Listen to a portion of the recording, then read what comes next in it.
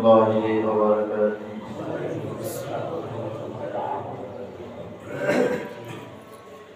الحمد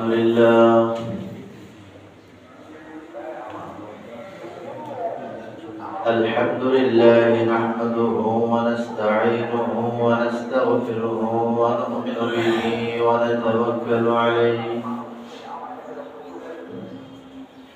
ونعوذ بالله من شرور أنفسنا ومن سيئات أعمالنا.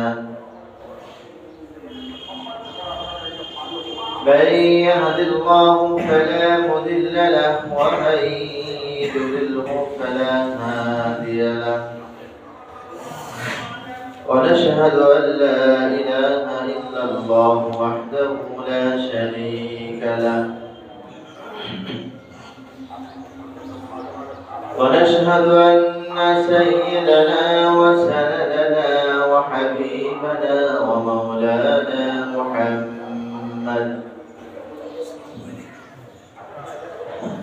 الذي أرسله بالحق بشيرا ونذيرا وداعيا إلى الله بإذنه وسراجا منيرا. أما بعد فقد قال الله تعالى في كلامه المجيد وفرقانه الحميد: إن الذين آمنوا وعملوا الصالحات كانت لهم جنات الفردوس نزلا خالدين فيها لا يبغون عنها حولا. قل لو كان البحر مدادا لكلمات ربي لنفد البحر قبل أن تنفد كلمات ربي ولو جئنا بمثله مددا.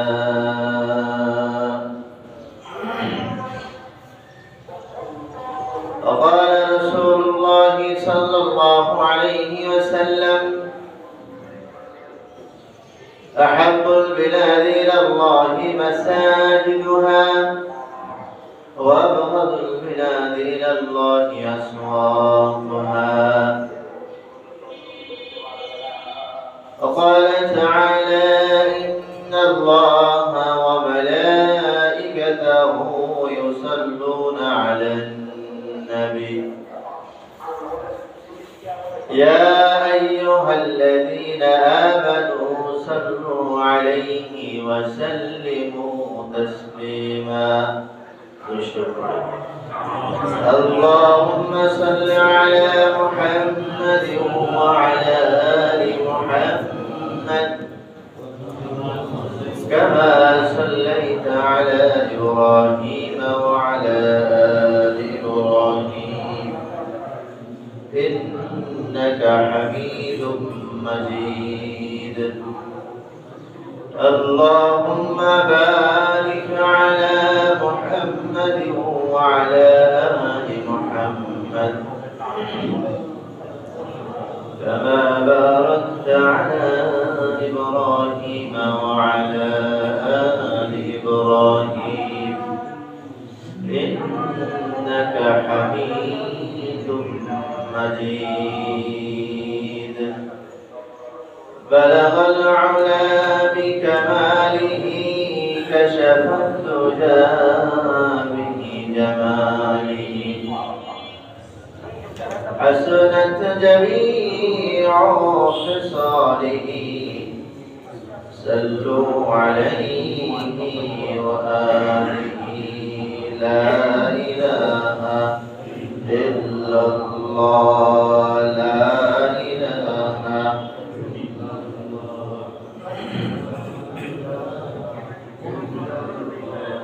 لا إله إلا الله لا إله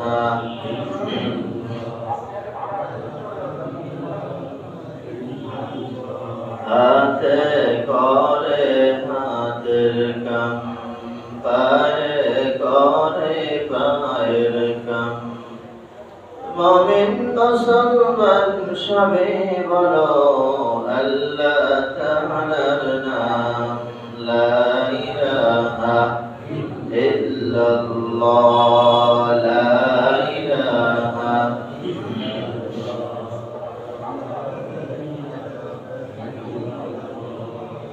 لا إله إلا الله محمد رسول الله صلى الله عليه وسلم تسليما كثيرا الحمد لله الله تعالى बहुत बड़ा एहसान करो যে আল্লাহ তাআলা আমাদেরকে জুমার দিন জুমার নামাজ পড়ার জন্য দুনিয়ার সমস্ত কর্ম থেকে ফারিগ হয়ে দুনিয়ার সব ঝামেলা থেকে মুক্ত হয়ে আল্লাহ সুবহানাহু ওয়া তাআলার ঘরে আসার মতো তৌফিক আল্লাহ তাআলাই দান করেছেন। এই জন্য প্রত্যেকে জবান করে উচ্চারিত করি আলহামদুলিল্লাহ। আল্লাহ তাআলার ইহসান দয়া না হলে আমার পক্ষে আপনার পক্ষে মসজিদ পর্যন্ত আসা সম্ভব ছিল না। আল্লাহ তাআলাই আমাদেরকে আনছেন। গত জুমা থেকে আজ জুমা পর্যন্ত লম্বা একটা হায়াত আল্লাহ তাআলা দিয়েছেন। হায়াতের মধ্যে যুবক বৃদ্ধ মাসুম বাচ্চা বহু মানুষ অসুস্থ হয়ে বেডে হাসপাতালে বাসার বেডে বিভিন্ন রোগ নিয়ে ভুগতেছে। অনেকের ইন্তেকাল হয়ে গেছে। রোড অ্যাক্সিডেন্ট স্ট্রোক বিভিন্ন রোগ আমরা যেটা বলে থাকি আসলে রোগ তো কিছু না, হাত শেষ হলে চলে যাওয়া, এটা হলো বাস্তবতা। তাই ভাবে মানুষের ইন্তেকাল হচ্ছে। একদিন আমি আপনিও চলে যাব। যাওয়ার জন্য আমাদের দুনিয়া থেকে সব প্রস্তুতি গ্রহণ করে যাওয়া। দরুদ ও সালাম পেশ করি মানবতার দিশারি সাইয়্যিদুল কাওনাইন আমার আপনার সকলের প্রাণ প্রিয় মানুষ আল্লাহ তাআলার প্যারা দোস্ত সমস্ত নবী আলাইহিস সালামের সরদার জনাব মুহাম্মদ রাসূলুল্লাহ সকলে বলি সাল্লাল্লাহু আলাইহি ওয়াসাল্লাম। আল্লাহ তো চলে আমরা সকলে যাব। থাকার জায়গা তো দুনিয়া না। যদি দুনিয়াটায় থাকাই যেত আল্লাহ তাআলার সবচেয়ে প্রিয় খাস বান্দা ছিলেন নবী আলাইহিস সালাম, তো তেনারা কিন্তু দুনিয়া থেকে যেতেন। তেনারা পর্যন্ত বিদায় হয়েছেন মউত নামক পেয়ালা পান করে আল্লাহ তাআলার সান্নিধ্যে চলে গেছেন। নবীদের মধ্যে আমাদের পয়গম্বর আলাইহিস সালাম সবচেয়ে কাছের, আমাদের নবীকেও যেতে হয়েছে। তো আমি আপনিও এক সময় চলে যাব। এতটুকু যদি আমি চিন্তা ভাবনা করি যে আমার দাদার আব্বার নাম অনেকে জানে না, তার দাদার নাম অনেকে জানে না, দোয়াও করে না। অনেক সময় ইমাম সাহেব যদি রব্বির হামহুমা কামা বলে তখন মনে হয় এমন আমরা আছি ৫ ওয়াক্ত নামাজ হয়তো বাসায় পড়ছি বা বিভিন্ন কাজের মধ্যে এমন অক্ত চলে গেছে যে অক্তের মধ্যে আমি দোয়া করতে পারি না।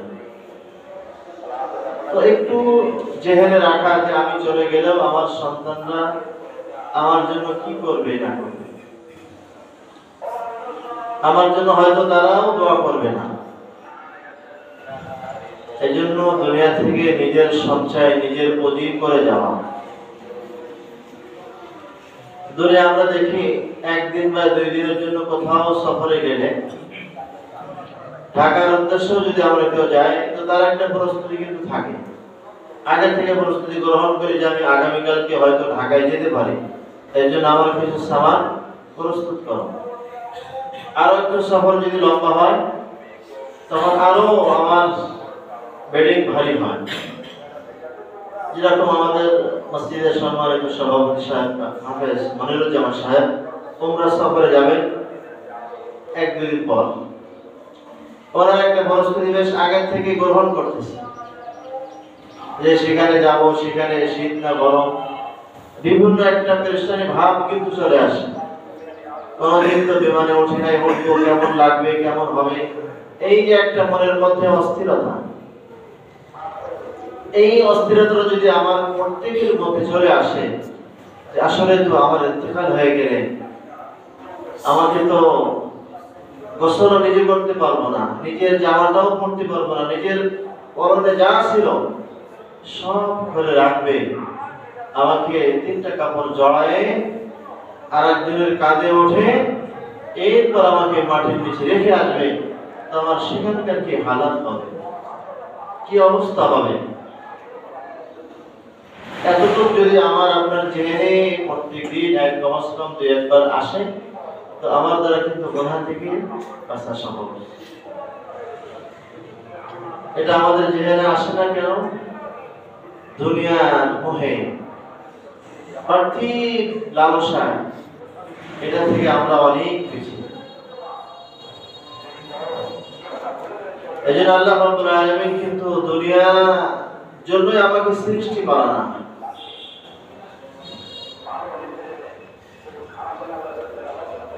হাদিসের মধ্যে আসছে ওমা খলিকতুম লিল্লাহ খলিকতুম লিল আখিরাহ, যে দুনিয়া আল্লাহ তাআলা আমার জন্য সৃষ্টি করেছেন আর আমাকে সৃষ্টি করা হয়েছে আখিরাতের জন্য। তো আখিরাতের কথা তো জেহেনে থাকে না, না থাকার পিছনে অনেক কারণ। উল্লেখযোগ্য কারণ হলো পার্থিব লালসা, দুনিয়ার মোহ, দুনিয়ার ভোগ বিলাস, আরাম আয়েশের চিন্তা চেতনায় মানুষের দিলের মধ্যে বাসা বাঁধছে। আল্লাহ তাআলা এই রোগ থেকে, এই ব্যাধি থেকে আমাদেরকে হেফাজত থাকার জন্য, বেঁচে থাকার জন্য বারবার তাকিদ করেছেন, বান্দা তোমাকে যে জন্য সৃষ্টি করা হয়েছে সেজন্য সেই কাজ করে আসো।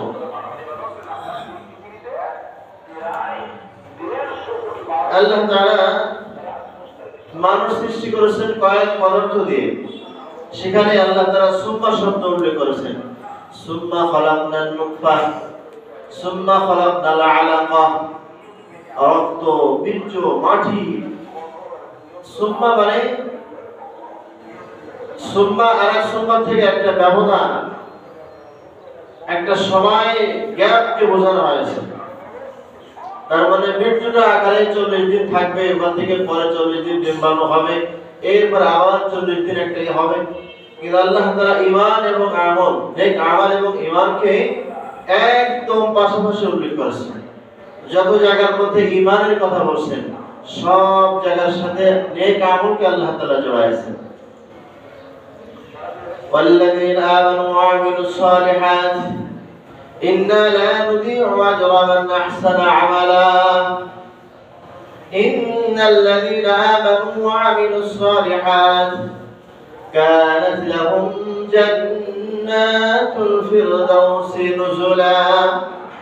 আল্লাহ তাআলা যত জায়গার মধ্যে ঈমানের কথা বলছেন, তত জায়গায় নেক আমলের কথা বলছেন। বান্দা ঈমান গ্রহণ করো, ঈমানকে মজবুত করো, সাথে সাথে আমলে সালেহ, নেক আমল বেশি বেশি করো। ইন্নাল্লাযীনা আমানু ওয়া আমিলুস সালিহাত, ওকে আল্লাহ তাআলা জোরাতো বোঝায়নি, এমন না যে তুমি 2024 সালে ঈমান গ্রহণ করবা, 25-26 সাল যে ইবাদত করবা, এমন না। আল্লাহ তাআলা বলেন যে সাথে সাথে ঈমানের সাথে সাথে তোমার নেক আমল করতে হবে। শরীয়ত বলছে একজন মুসলিম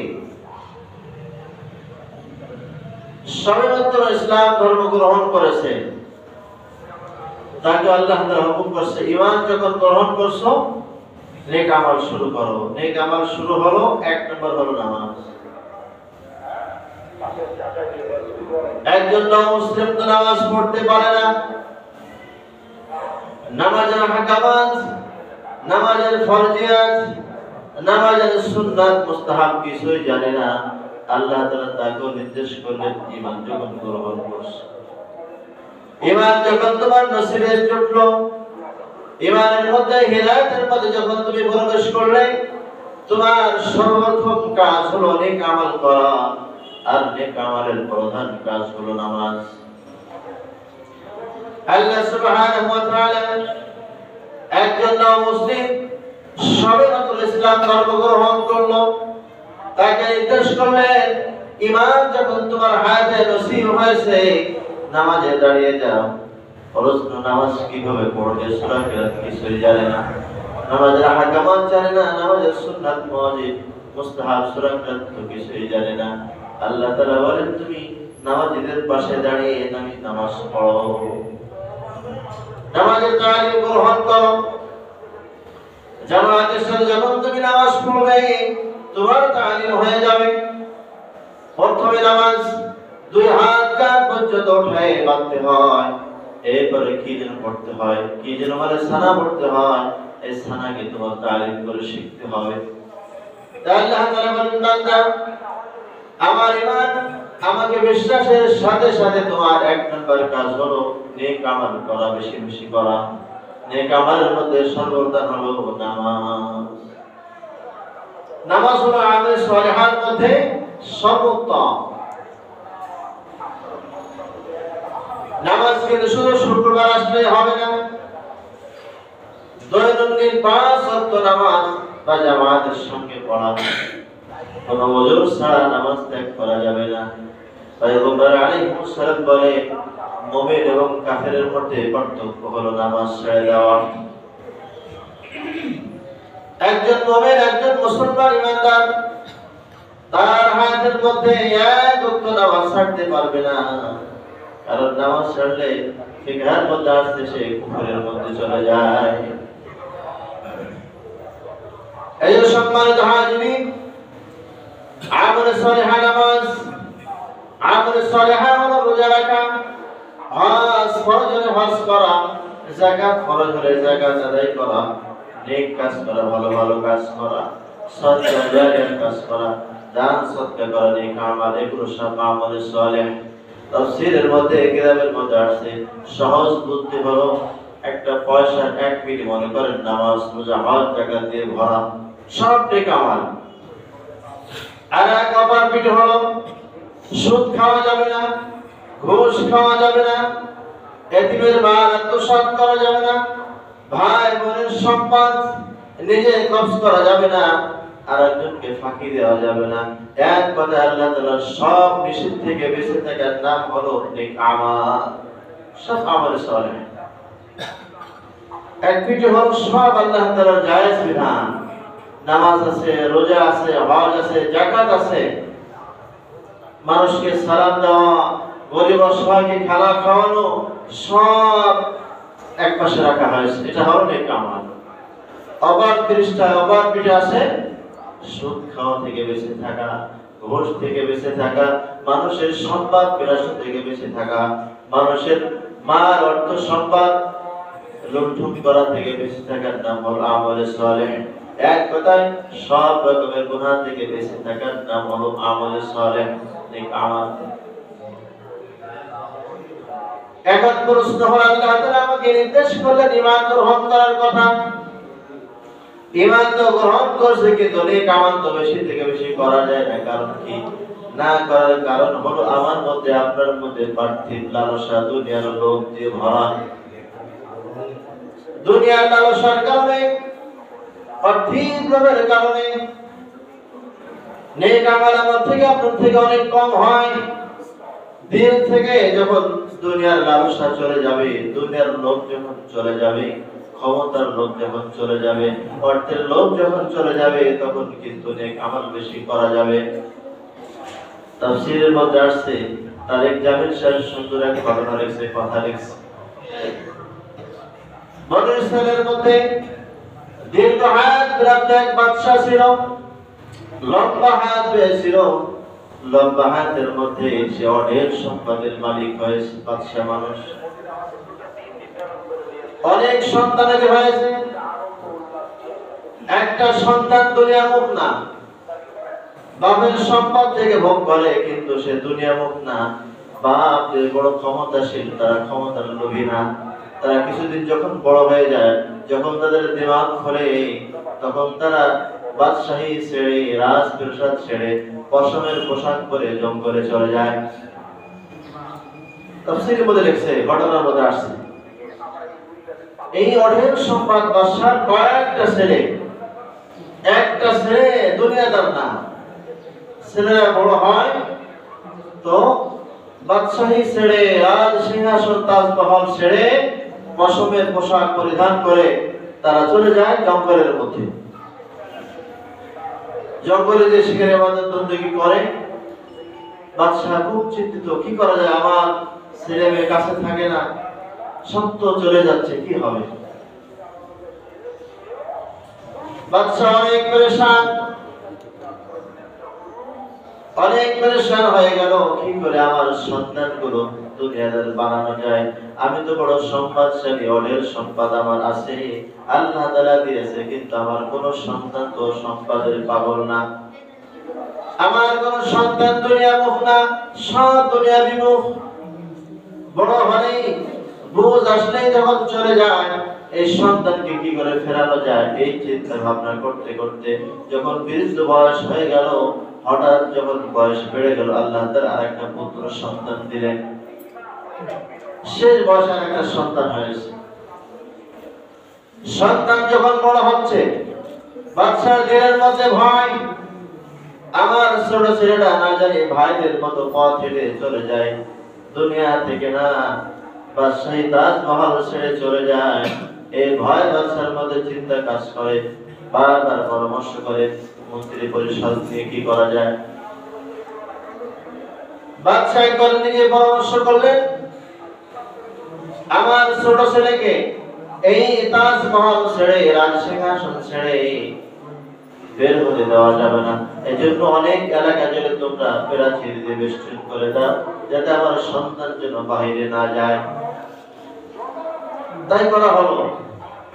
সন্তানকে দুনিয়া দেখতে দেবে না, রাস্তায় যেতে দেবে না, সন্তানকে আটকায় রাখছে বেষ্টনী করে প্রাচীর দিয়ে। সন্তান আটকানো, বেশ সময় চলতেছে, লম্বা টাইম চলতেছে। সেখানে ছোট্ট মানুষ যখন বড় হচ্ছে, তখন খেলাধুলার মধ্যে আগ্রহ বাড়ে, দিলের মধ্যে তামান্না, পাশারের পাশে কি আছে, বেষ্টনীর পরে কি আছে, প্রাচীরের পরে কি আছে, আমাকে দেখতে হবে। সন্তান আবদার করলো, তার পাহারায় যারা নিয়োজিত ছিল তাদেরকে বললো, দেখো আমি প্রাচীরের পাশে কি আছে দেখবো, আমি দুনিয়া দেখতে চাই। সবাই বাদশাকে বললো, বাদশা আপনার সন্তান তো প্রাচীর টপকায় ওপাশে যেতে চায়, প্রাচীরের পরে কি আছে সে দেখবে। বাদশা আরো চিন্তিত, যার জন্য তাকে আটকাচ্ছি, যে দুনিয়া দেখতে দেব না, বাইরে গেলে অন্য মানুষের কথা শুনবে, সে তো আমার বাদশাহী ছেড়ে চলে যেতে বাধ্য হবে। বাদশা হুকুম করলো, দেখো সন্তান যাতে বাইরে না যায়, তার আমোদ ফুর্তি করার যত রকমের সরঞ্জাম আছে সব দিয়ে তাকে বেঁধে রাখো, সে যেন বাইরের কথা ভুলে যায়। মন্ত্রী পরিষদ তাই করলো, তাকে আমোদ প্রমোদ দিয়ে, আনন্দ দেওয়ার জন্য নাচ গান দিয়ে, ঢোল তবলা দিয়ে তাকে বেঁধে রাখলো। 1 বছর চলে গেল। 1 বছরের মধ্যে আর মনে নাই, 1 বছর পর আবার সে বললো, আমি তো একটু বাইরে যেতে চাই, আমার তামান্না বাইরের জগৎকে দেখবো। বাদশাকে আবার বললেন যে আপনার ছেলে নাসরবান্দা, সে তো প্রাচীর পার হয়ে দেখবে কি আছে। বাদশা হুকুম করলেন, দেখো তোমরা তাকে জাঁক জমকের সাথে ঢাল ঢোল বাজিয়ে, আমার শাহজাদা যাচ্ছে, তোমরা তাকে সেভাবেই গেটের থেকে বের করে ঘোড়ায় আবার নিয়ে আসবে। কেতাবের মধ্যে লেখা, শাহজাদাকে ঢাকঢোল সুন্দর জাঁকজমকের সাথে বাহিরে নিয়ে গেল।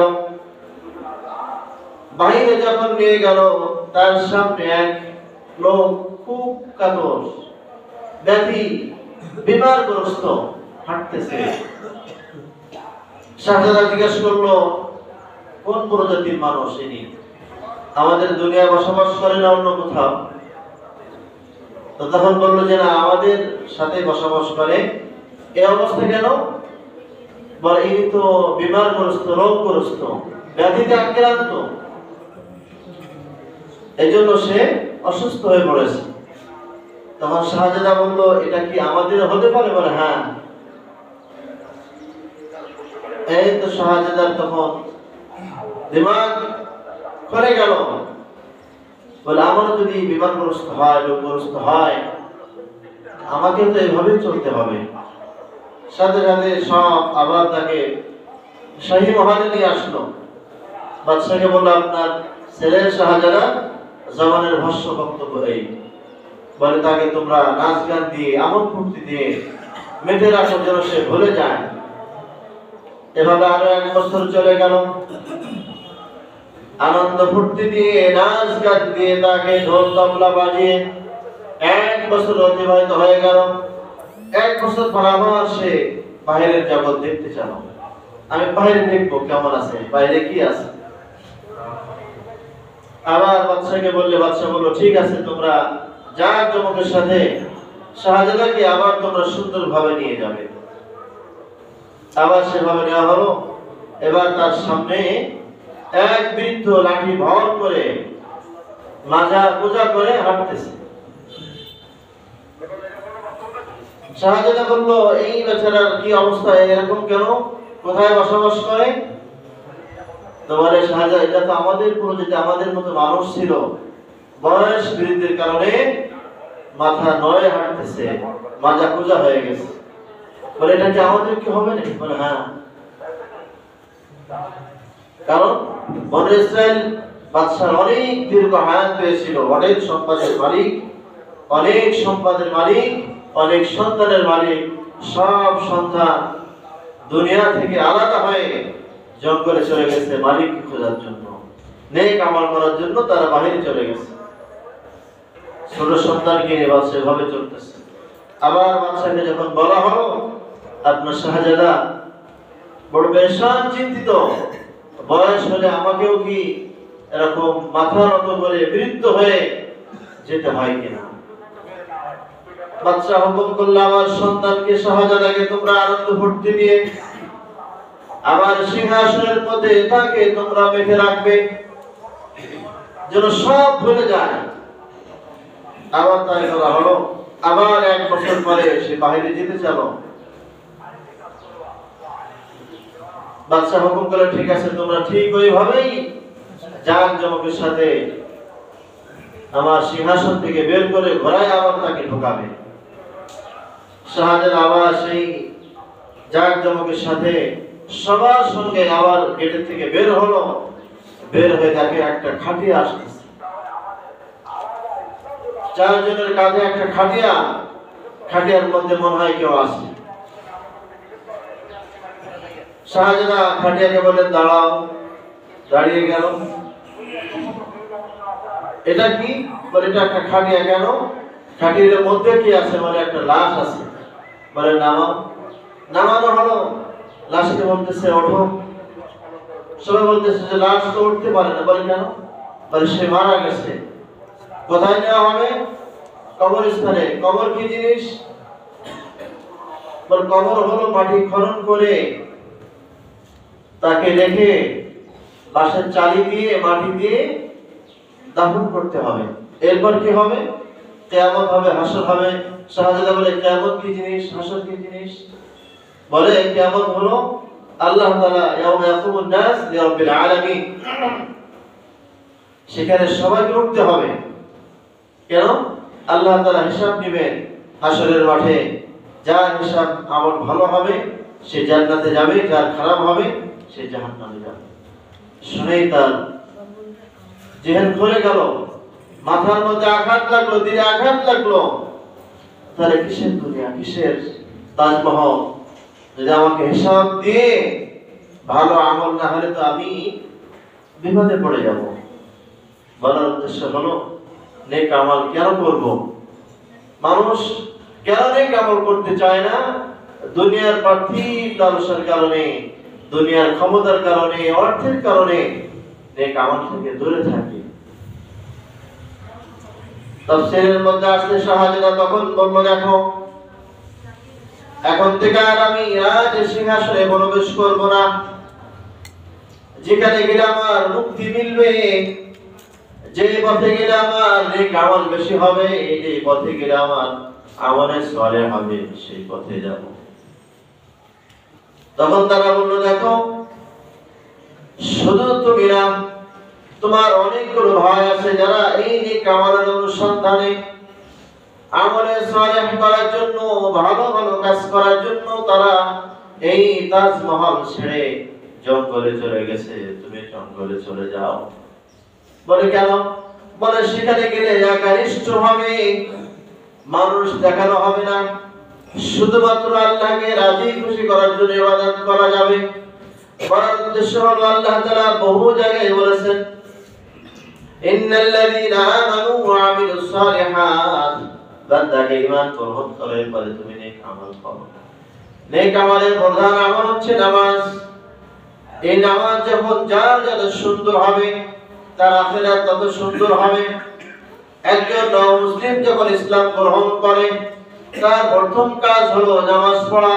সে তো নামাজের কিছুই জানে না, সূরা কিরাত পড়তে পারে না, তাসবিহাত জানে না, সুবহানাল্লাহ বলতে পারে না, কোথায় কি পড়তে হয় জানে না। এরপর আল্লাহ তাআলা হুকুম করছে, তুমি রুকুকারীদের সঙ্গে রুকু করো, সিজদা করনাওয়ালাদের সাথে সিজদা করো। তার মানে নেক আমল বেশি থেকে বেশি করা। এইজন্য তাফসীরের মধ্যে আসছে, নেক আমল না হলে পরকালে নাজাত পাওয়া যাবে না। আর আমলে সালেহ সূরাতুল আসরের মধ্যে আল্লাহ তাআলা বলেন, ওয়াল আসর ইন্নাল ইনসানা লাফি খুসর। আয়াতের মধ্যে আল্লাহ তাআলা চারটা নির্দেশ দিয়েছেন। সময়ের কসম খেয়েছেন। সময়ের কসম, হায়াতের কসম, মানে সময়টা হচ্ছে হায়াত টাইমে, বছর, মাস, সপ্তাহ, দিন, দিন মানে রাত, এটা হলো মানুষের হায়াত। আল্লাহ তাআলা বলেন সময়ের কসম, নিশ্চয় মানুষ ক্ষতিগ্রস্তের মধ্যে, ইল্লাল্লাযীনা আমানু, যারা ঈমান গ্রহণ করছে তারা ক্ষতিগ্রস্ত না, যারা আমিলুস সালিহাত, যারা নেক কাজ করছে এরাও ক্ষতিগ্রস্ত না। যারা হকের কথা বলে, হককে হক জানে, হকের দাওয়াত দেয়, এরাও ক্ষতিগ্রস্তের মধ্যে না। আজ সমাজের মধ্যে দেখবেন মানুষ না হক জানে, এটা না হক, এটা বাতিল, এরপর বাতিলের উপরে মানুষ জমে আছে, দিমাগ নষ্ট হয়েছে। দিনের মধ্যে আল্লাহ তাআলা মোহর করে দিয়েছে। হকটাকে হক জানার পরও যদি না মানে, এটা গুমরাহ। এই সূরাতুল আসরের মধ্যে আল্লাহ বলেন, চার প্রকার মানুষ ব্যক্তি সবাই ক্ষতিগ্রস্তের মধ্যে। এক নম্বর যারা ঈমান গ্রহণ করছে তারা ক্ষতিগ্রস্ত না। দ্বিতীয় নম্বর যারা আমলে সালেহ নেক আমল করছে এরাও ক্ষতিগ্রস্তের মধ্যে না। তিন নম্বর যারা হকের দাওয়াত দেয়, হকের উপর চলে, এরা ক্ষতিগ্রস্তের মধ্যে না। তাহলে হককে আমাকে জানতে হবে। হক অনেকে জানে, এরপর মানে না, প্রেস্টিজের কারণে, অনেক কথা আছে। এরপরে চার নম্বর হচ্ছে সবর। সবরের সঙ্গে যারা চলে, সবরের দাওয়াত যারা দেয়, এরাও ক্ষতিগ্রস্ত না। সবর করতে হলে সবচেয়ে সহজ কথা হলো, সবরের সবচেয়ে সহজ তরজমা হলো গুনাহ থেকে বেঁচে থাকা। গুনাহ থেকে বাঁচলে সবর চলে আসে। এজন্য আমরা ঈমান গ্রহণ করছি, নেক আমল করতেছি, মাঝে মধ্যে আমাদের সরে যাচ্ছে, নামাজ ঠিকমতো হচ্ছে না, এই কিন্তু সঠিক নেক আমল না। আর একটা কথা না বললে নয়, সেটা হলো এর আমাদের ডিসেম্বর মাস শেষ হলেই নতুন একটা বছর উদযাপিত হবে, আসবে। অনেক আমাদের মুসলমানের সন্তান, মুসলমান যারা নামাজি, তাদের সন্তান তাদের ঘরের মধ্যে 31st নাইট উদযাপন হবে। এটা সম্পূর্ণ হারাম, সম্পূর্ণ হারাম বিষয়। কোন মুসলমান এটাকে গ্রহণ করতে পারে না। এটা সম্পূর্ণ বেজাতিদের কালচার। ইরান থেকে বিভিন্ন দেশ থেকে এটা আমদানি হয়েছে, এটা এখন আমাদের মুসলমান সাদরে গ্রহণ করছে।